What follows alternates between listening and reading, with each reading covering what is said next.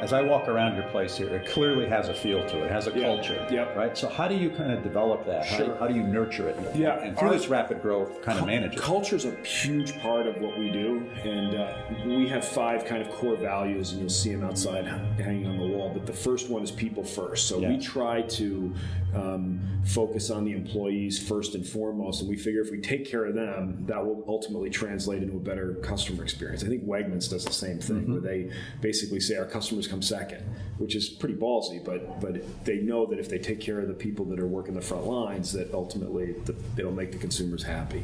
So we try to do the same thing, and advertising it can be a brutally challenging work-life balance, and the hours can be hellacious, and the stress can be pretty intense because you're in the service business. So, if we're doing your website and you need it launched Monday, and there are bugs that we have to fix, people could be sleeping here all weekend trying to get that fixed. Yes. Or last-minute changes and things like that. So we try to do things differently. We have a stock program, so everybody owns stock in the company. We have things like after 5 years, you get a month sabbatical to just, in addition to your vacation time, just to go hike the Inca Trail or read books on your couch, or just to decompress. We spend a lot of time on focusing on people, and trying to make sure that they're happy. We don't have any titles, which is a little bit unique. We don't have any offices. We allow dogs in the office. If you walk around and you see the carpet squares, that's in case the dog has an accident, you can just lift up the square and you don't have to change the whole carpet. But those little things that I think help to try to drive this collaborative workspace.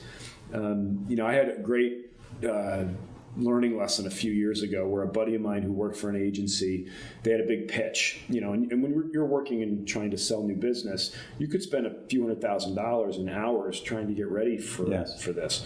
And the assistant that booked all the travel booked them to the wrong city.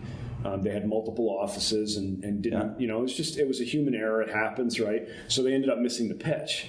So the thing that I like to use and tell people here is that I never want the assistant that's booking the travel to feel that her job is any less valuable than the creative guy developing the concept or the creative woman developing the concept. Because if one part breaks down, the whole thing can fall apart. Right. So we try to focus, and that's kind of the no titles thing that we're trying to get through, is that everybody's important. We're all in this together. I'll take the trash out just like everybody else.